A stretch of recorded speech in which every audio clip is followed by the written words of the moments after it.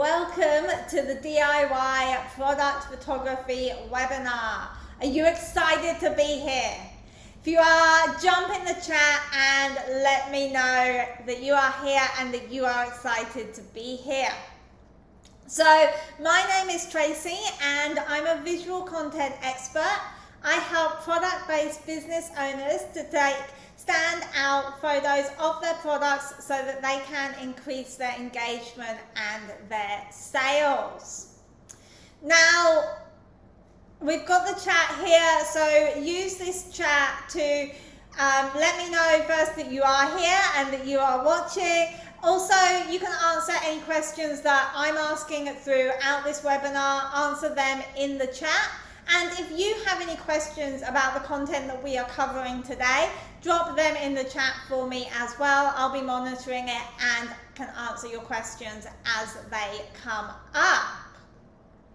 So, what are your motivations for being here today? Again, drop them in the chat for me. So, I think we can all agree that in the current economic climate, it's forced a lot of us to reconsider our income options. Now, whether we're self-employed or we're working for somebody else, we're finding ourselves having to think more laterally and competitively about our business. Whether we're seasoned online sellers or we're new to the industry, one important fact remains, and that is that image is everything. If we cannot attract the right attention, it just becomes an uphill struggle to convert clicks to sales. So, how do we get those results that we are looking for today? First of all, we pay attention. So, give this webinar 100% of your attention. Put everything else away. Put your phone on silent. Again, ask me questions, okay, in the chat. Don't be scared. Whatever questions you have, there's no silly questions. I'm here to help you today. Answer my questions. I'm going to be asking a lot of questions throughout this webinar. So answer them in the chat for me. The reason I do this is because it helps you to remember. But it also helps me to help you. I know if you're keeping up with the content and I know what you need the most help with. Then take notes, okay? Writing down also helps you to remember things. And then you can come back later and review your notes as well so you don't forget any of the content that we are covering today. Then there's also a workbook that you should have been emailed this morning. Download that workbook and have a look at it later. Let me know in the chat if you haven't got that workbook.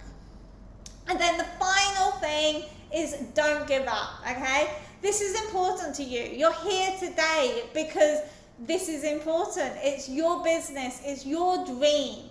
So if something confuses you, tell me about it. If something seems hard or scary, tell me. Okay, I'm here to help you guys. So, by the end of this workshop, you're going to understand how images maximize your engagement and sales. You're going to understand how a photo can provoke a positive emotional reaction that makes your customers want to buy your product. And you're going to have a simple framework that you can follow for every single photo that you take after this webinar. Now, the photo that you're seeing here, this was taken by Nancy. Nancy attended one of these webinars back in October and then signed up to start my signature program, Take Stand-Out Product Photos. This is one of the photos that she took towards the end of that program. Let me know in the chat if you want your photos to look like this. Okay, who's seen this photo? This is the first photo ever taken. And photography has been around for a very long time. This photo was actually taken in 1826. And photography is something we do because we like to capture a memory. If we like an image, we are likely to want the product in that image. We identify with images on an emotional level. So the most important thing to learn is how to provoke an emotional, positive emotional response that makes your customers want to buy. So think about how you want your customers to react to your product, okay? And let me know in the comments, how do you want your customers to react to your product? And then just one more point I want to make before we really get started is that photography is all about light, how you use light, how you work with shadows and highlights, reflections and colors. It all comes back to light. Think of it as light is your paint and the camera is your paintbrush. So, the 3 ways photos increase your business revenue. Have you ever thought about the way we see things? In particular, the way that we see pictures. Have you ever noticed where your eyes go first when you open the magazine or your Facebook newsfeed? I can guarantee that your eyes are going to be looking at the photos first. When we see something, there's a lot going on in our brains. We're taking in the lighting and the shadows, the colors and the textures. We're measuring distances and counting objects, forming opinions and emotions about what we are seeing. And we're doing all of this without even thinking about it. And the same goes when we look at a photo. The way things are presented within a photo can provoke emotions, share messages, and tell stories. Ansel Adams, he's a famous photographer, he said, "You don't take a photo, you make it." And this is true. As the photographer, you have control over everything in the image. You decide what goes into the picture, where things are placed, how to light it, and what you want to be in focus. But you also have control over what you post on social media and elsewhere on the internet. Which leads us into reason number 1 for why photos increase your business revenue. So images draw people in. Now, whether it's a social media post or on your Etsy store, the photos you use are your shop window. Now, if you had a physical store, you would want your window to look the best in the street, yeah? The window is what makes people stop, contemplate, and convert. It's what brings people into the store. And online, your window has to do the same thing. And the best bit about having a stunning shop window is that the algorithms love it. The interaction that you get from having a great shop window will make the algorithms put your images in the spotlight and share them with more people. So all of this leads to more eyes on your products, which of course in turn leads to more sales. So, this is a screenshot of a page on Etsy. Now, I'm not going to name and shame them, but can anyone tell me in the chat why you think this is a bad example? I'll give you a second. Yes, so every photo has a different background. So there's no consistency here between the photos. We can't actually really tell that they were taken by the same person. Then also, I'm actually struggling to know what the product is in these photos. Except for the earrings in the bottom left corner, I'm just looking at it wondering what actually is this product. And if you are wondering as well, it's actually a hairpiece, like that you put over your head. And then the other thing about this shop window is that nothing on this page is actually making me want to buy the products. So here we have a good shop window. Why do you think this one is better? Yes, we have the same background here, the same white background. It's nice and clear.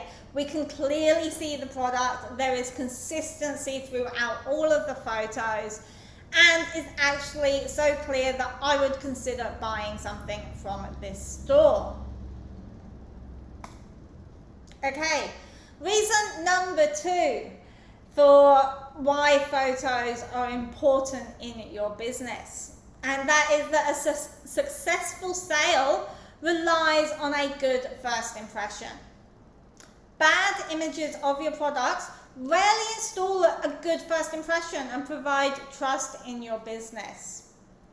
So on that note, I just want to share a story with you. A couple of weeks ago, it was my parents' 50th wedding anniversary. So of course, I wanted to get them a gift, and I was thinking about getting them a pair of gold rings engraved with the words 50 years. Now, I live in Australia, but I am originally from the UK, and that is where my parents still live. So I thought my best option was to look at online stores based in the UK. And I wanted to support small businesses, so I went to the UK version of Etsy. Scrolling through the search results for engraved gold rings, I was actually surprised at the lack of clarity in the photos. I was looking for high quality engravings and finishes, but from the photos provided by these stores, I really couldn't tell if the quality was going to be good enough. So, what did I do? I went to a well-known UK jeweler and ordered a pair of rings from them. And this is what happens when your photos don't share that good first impression. You lose out on sales to bigger players in the marketplace. So let's actually just think about this slightly differently as well. When you go into a physical store and you see something on the shelf that you like the look of, what do? You pick it up and you take a closer look, yeah? Depending on the product, you may turn it over, feel the texture, feel the weight. You may read the smaller print or acknowledge the size. Now, with an online store, your customers can't do that. They're relying entirely on your photos to give them all of that information. So you need to have a variety of standout photos of every single product. What photos do you need? Well, let's go through them. Now, before I get started, can you tell me in the chat what is good and what is bad about these photos? And whilst you're doing that, I'll just tell you a little bit about what a studio shot is. So studio shot is the first type of photo that you will need for every single one of your products. And this is often a white background shot created in a studio environment with LED or studio lighting. However, it does not always have to be a white background. You can experiment with using other colors which fit your product and your brand. Remember though, that this shot is supposed to show off your products clearly, and your customers should easily be able to work out what the product is. For this reason, most studio shots don't include any props or other items in the background. Studio shots can be taken from any angle, including flat lays or bird's eye view, and front on or side on, depending on your product. So, why are these photos good and bad? What have we got in the chat here? Yes, okay, so the good photo, you can clearly see the product exactly. And yes, it's on a reasonably plain background, a white background here. The earrings are actually hanging so that we can see how they actually look, how they will look when we're wearing them. And they've positioned them at slightly different angles so that we've got two different angles of the earring and we can see it from slightly different angles. And also I think they look really cute the way that they are hanging there, don't you? And then yes, with the bad photo you've put here, you're looking at the leaves. Why have we got leaves in this picture? We're selling earrings. What does the leaf have to do with the earrings? It just doesn't really make sense. And the shell as well, it just doesn't really fit with the product. So it's a little bit confusing. You don't really know why those things have been put together. So you've got to make sure that if you are adding props, that they're not taking away from the product. So in the good photo, we've got the branch here that they've painted white so that it's not taking the attention away from the product, and it's just helping to show off the product in its best light. So how are you going with your studio shots? If you feel you need to work on your studio shots, drop the word studio in the chat for me. Okay, the next one is the lifestyle shot. And again, just drop in the chat what you think is good and bad about these photos. Now with the lifestyle shot, this is your opportunity to show your products in use.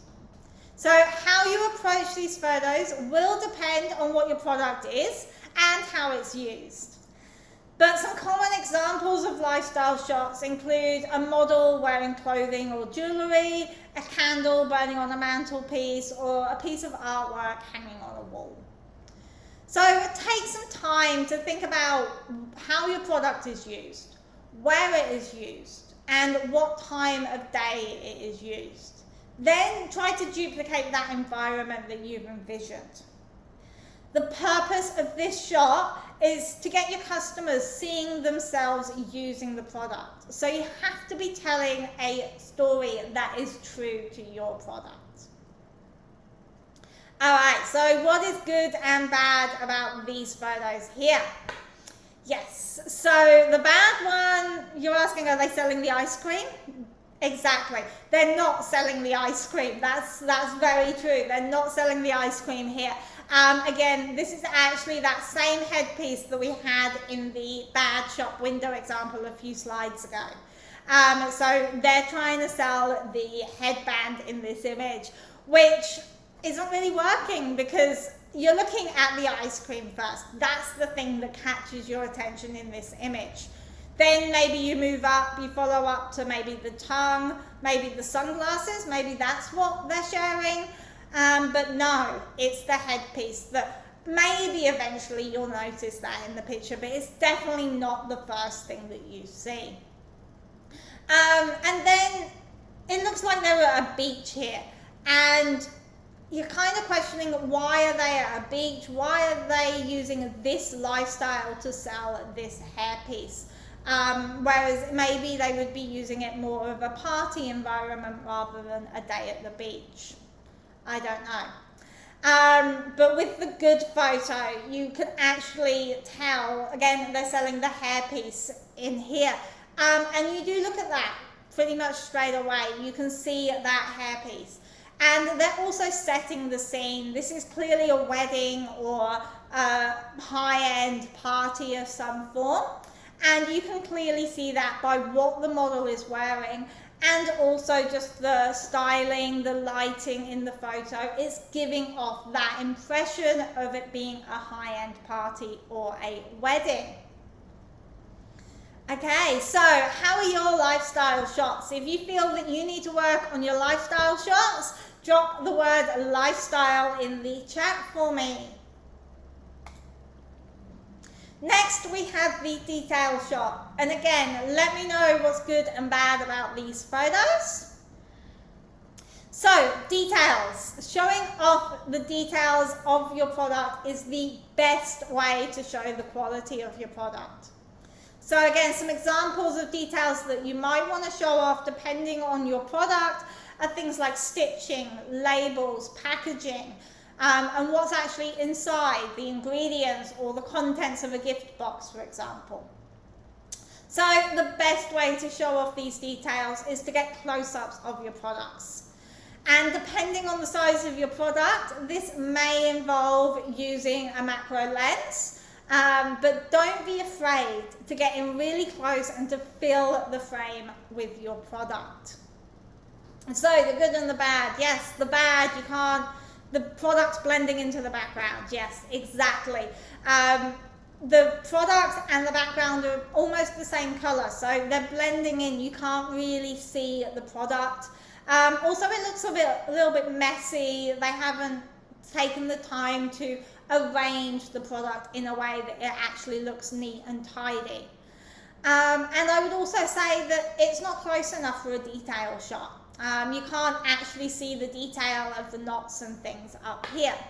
Whereas with the good photo, they've used a dark background so that it contrasts against the white rope or string that they've been using here, and they've got in close enough that you can see the detail of the knots, you can see the detail of the beads and the tassels and everything. You can actually see that detail. So again, if you need to work on your detail shots, drop the word detail in the chat for me. So the next one is the scale shot. Again, in the chat, write what's good and bad about these photos. Now, scale. This is the image where you include a prop or a model to represent the size of your product. A common way of doing this is by including a hand or a scale in the image. But you can also use other items which have a fixed size to them. So a pen, a phone, a battery, a coin, a car, a chair, etc., depending on what your product is and the size of your product. So as your customer cannot actually see the product or doesn't have the product in front of them, these photos are really important to help them decide if this is the right product for them. So, what have we got in the chat here? So, yes, the good photo, yes, they've got the writing there to help explain the size of the photo. But one thing I do just want to point out here is the position of the hands in both of these images. So in the good photo, they're holding the candle up in a way that you might hold a candle. And the hand isn't taking over the photo. It's there. You can see that there's a hand holding the jar, which does give you a representation of how big it is. But it's not overcrowding the photo. It's not taking the attention away from the product. But with the bad photo, the hand is actually taking up more of the picture than the product is. And again, yes, they're showing off the size of the product, but it doesn't really look natural the way that they're holding the candle. It's not how you would hold a candle. So it just doesn't look realistic. That's the main thing with the product here. I would probably be holding it more like this. So you've got a couple of fingers holding the candle to represent the size of it, rather than having the whole hand lying there like this. It just doesn't look as good. So, do you need to work on your scale shots? If you do, drop the word scale in the chat for me. And then the last shot we've got is the group shot. So one last time, write in the chat what is good and bad about these photos. And group shots. If you have product bundles or products which come in a variety of colors, shapes, or sizes, you're going to need these shots. These are an easy way for you to show your customers everything that they're going to get, or all of their different options all at the same time. So group shots are where you capture 2 or more of your products in the same shot.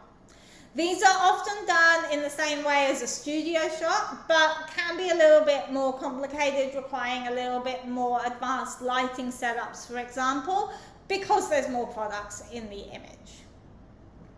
Okay, the bad one. Yes, you can't see the products in the back. Exactly. So in the bad photo here, we've got 5 dresses, but you really only can see the 2 in the front. The 3 dresses in the back are hidden by the 2 mannequins in the front there. The other thing I want to point out about this is that those dresses are extremely creased and screwed up.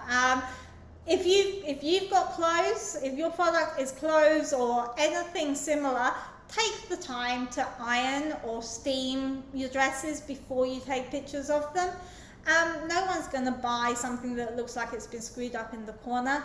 Make sure that things are neat and tidy.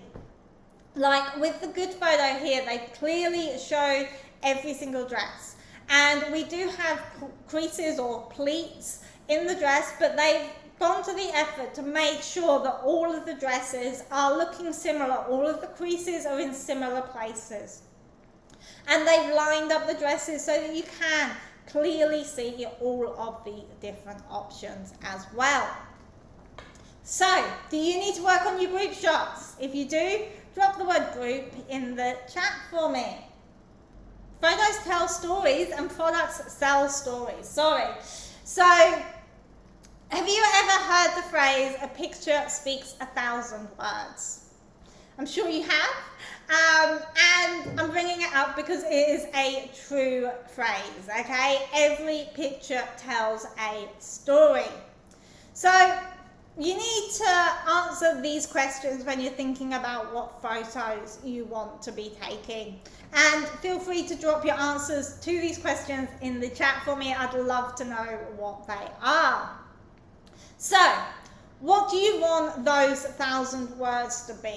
What is the story or the message that you want to be sharing with your customers? Here's a hint. Those words or that story, it should relate to your brand, okay? It should share a lifestyle that your product is going to provide. A great photo will allow your customers to get a sense of touch, taste, feel, and smell. Okay, but how exactly does a photo tell a story? Alright, can you think of any photographic techniques or rules which might help us to tell a story through our photos? Drop your guesses in the chat form. So, there are actually 6 ways to tell a story in a photo. We've got styling, lighting, focus, detail, emotions, and colors. So let's have a closer look at each one of these. The first one, styling or composition as is actually known in photography, is a term that we use to talk about where things are placed within the image. So there's quite a few composition rules which have been created to help us work out where to place things in an image. So here we have a simple image. When you look at it, you might be thinking, why is the book at an angle? Why is the pen at an angle? Why am I finding such a simple image so interesting? Maybe it makes you want to take notes or write something down. If it does, just write the word notes in the chat for me so I know that we're on the same page. Now on the right here we have the same image with the rule of thirds overlay. What is the rule of thirds? Well, it was invented in the 18th century by a painter, John Thomas Smith. And he was studying other painters' work when he noticed that unequal parts of an image would lead the attention easily from one part to another. Whilst with equal parts, it was hard to tell which part was more important. He experimented with splitting up his images into different proportions and found that the thirds was the most pleasing. So a few centuries later, and we have this grid, which is available as an overlay on most cameras, including your iPhone. And how we use it is really simple. We place the important parts of the image on the crosses. So, as you can see here, I've got the one end of the pen down on the bottom left cross, and the other end of the pen is up on the top right cross up here. Next, we have lighting, and I'm really sorry, but we're going to go back to the basics because you really need to understand how light works to make a great photo. So, when you place something between a light source, such as the sun, as we have in this diagram here, and another surface, our table, it creates an area which the light does not reach directly, okay? And we call that a shadow. So that's this shadow of the cup right here. Now, when the light hits the surface, some of that light is absorbed by that surface and some of that light bounces off. So you can see here we have the yellow arrow coming from the sun. It's hitting our paper cup, white paper cup that we have on the table here. Now, the pink arrow here is representing the amount of light that is being absorbed by the cup. And the green arrows are representing the light that is bouncing off of that cup. Now you'll notice that the pink arrow is much shorter than the green arrow. And that is because the amount of light that is absorbed or bounces varies from surface to surface. And that's based on the texture and the color of that surface. So this being a white cup, it is going to actually bounce more of the light than it is absorbing. Okay, can you guys still see and hear me? I seem to have frozen. I hope I'm still going good. So, when we take a photo, we're capturing that light that has bounced off of the product. So the brighter or the more reflective the product, the more light that we are capturing. Okay, you can see me now. Let me go back to this one. Okay. I don't know what happened there. We've got a lot of tech. Okay. So when we take a photo, we're capturing the light that has bounced off of the image. So the brighter or more reflective the product, the more light that we are capturing. The shadows in your scene will always be the darkest part of your image, okay? And even this side of the cup, which is furthest from the sun, is in a shadow. It's going to be darker than the other side of the cup, yeah? This is all kind of making sense. It's all a bit common sense, yeah? Now, the last thing I want to point out in this diagram is the purple arrows. So here we have light coming from the sun, hitting our camera, bouncing off our camera towards our cup. It hits our cup, bounces off the cup, and comes back towards the camera. Now, this is how we end up with reflections of other products or other objects, okay, in our products when we're taking a picture. Okay, so that was light. Did that all make sense to you?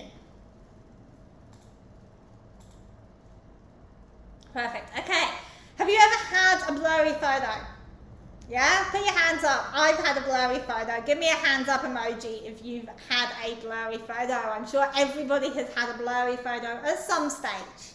Okay? Now there's 3 reasons why a photo can come out blurry. The first is that the product is out of focus, and we're going to talk about that in just a second. The other 2 is that the product is moving or the camera is moving. And there's actually a really simple fix for both of those, and that's to keep things still. So use a tripod for your camera. Make sure that you have a steady surface that you're shooting your product on, that is not going to be moving. If there's wind or you've got a ceiling fan, make sure that they're not blowing products around, or even your background isn't moving because of them. So, what is focus? Focus is the process of making something sharp so that we can clearly see what we are looking at and work out the details. It is a process which is done in all lenses, including our eyes. Focus works on the distance of objects from the camera. So, inside our lens, oh, you've lost me again. What is going on? Okay, I'm just going to switch to this camera. It's not such a good view, but you can still see me. All right. So inside our lens here, we have a curved piece of glass. So we've actually got two cameras here. We've got a curved piece of glass inside each of these lenses. Now, this piece of glass is what controls the light and focuses it on the sensor, the part of the camera that actually records our image. So here we have the sensor at the back of the camera there. In modern lenses, this piece of curved glass can be moved backwards and forwards along the pink line, which is why we have two diagrams here, okay? So we have one where the curved piece of glass is further away from the sensor, and the second one, the curved piece of glass is closer to the sensor. Then we have the focal distance, okay? So the focal distance is how far away from the camera the focal point is.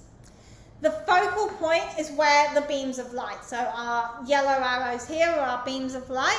The focal point is where these beams of light cross and represents what will be in focus. And the focal point is the part of the image which is going to be the sharpest. Now, there's many different ways to control what is in or out of focus and how much of the image will be in focus. Which focus settings you use will depend on what you're shooting and how you want it to look. Okay, so here, just go over this diagram again for you. We have our curved piece of glass further away from the sensor, which means that our beams of light are crossing further away from the camera, further away from the sensor, giving us a longer focal distance. Okay? And the bottom image where the curved piece of glass is closer to the sensor, that focal point has moved closer to the camera as well. So our focus, what will be in focus, will be closer to the camera. So here's just another diagram to explain that for you. Here we've got the curved piece of glass close to the camera, and we've got our front candle. This lime and coconut candle is the one that is in focus. We move the curved piece of glass slightly further away from the sensor, we get the pink candle in focus. And then we move it even further away and we get the yellow candle, the salted caramel candle in focus. So, details. We've already talked a little bit about details, so I'm not going to go into too much detail on this, but I'll just give you some more examples on what details you can actually be using. So lines, patterns, textures, shapes, colors, close-ups, stitching, labels, packaging, and what's inside. Emotions. As I said earlier, we identify with images on an emotional level. So some ways that you can capture emotions are to use faces, use lights, zoom in on the action, capture movement, include the surroundings, use color, use the weather. All depends on your product, what you're going to use. So different colors evoke different feelings. Color is a really strong way to share emotions. Different colors share different emotions, okay? And you've got this little diagram here. You've got this in your workbook. So make sure that you download that workbook and you can actually have a look through these different colors. What you will notice here is that all of these have both positive and negative emotions. So the colors that you use to share your emotions, you want to make sure that they also relate to your brand as well. Okay, so that was the things that you need to take a photo. Now let's actually talk about the 3 steps to taking beautiful photos. And this is the last thing that we are going to be covering today. So, plan. is the first step. Who plans their photos? Drop the word plan in the chat for me if you plan your photos. Planning is an essential part of taking a photo, okay? And these are some of the reasons or some of the things that you need to be planning. So you need to get organized. You need to create systems, have a library for your photos so that you can find them and you know where everything is. Plan your time, okay? Use a calendar, use a schedule. Think about how long it's going to take for you to get your photos and actually book that time out in your calendar to do it. Think about your brand and your business, okay? What are your colors, your fonts, the messages, your stories? Find inspiration, have a mood board if you need to. Think about the message or the story that you want to be sharing, okay? Work out how you're actually going to share that story. What are those past 6 techniques that we've just talked about? Which of them is going to work for you? Create a marketing plan and a shot list so that you know what content you need, what photos you need. And then you can also think about how you are going to create those photos as well. The next step is to shoot. So once we have a plan, we know what photos we want or we need, we can actually start taking the photos, okay? So we can, to do this, work with the composition rules. Earlier we talked about the rule of thirds, okay? There's loads of other composition rules out there. So go and learn some of those other composition rules and think about which is the best one to use for the photo that you are taking. Then set up your lighting, okay? Use different types of lighting. Think about the type of lighting that you want to use and where you're going to place that light. Work with your shadows and your highlights. So move your light around until you're getting the shadows and the highlights where you want them to be. Work with your reflections. Think about what's being reflected, okay? And move objects around or move your product until that reflection is gone. Okay, work with colors, okay? Make sure you're getting your colors correct. Think about what colors work together. What colors are you going to use to share your message and your story? And what are your brand colors? How are you going to include them in your image? And then finally, get your products sharply in focus. So use auto-focusing or manual if you're confident using manual focus to ensure that your product is in focus and it stands out from the background. Then the final step is perfect. So this is where you review your photo. So you look at the photo that you've just taken. Okay, and then you note down what can be improved with that photo, what don't you like. Then what you're going to do is you're going to make some small changes. So you can maybe move something a little bit to the left or a little bit to the right.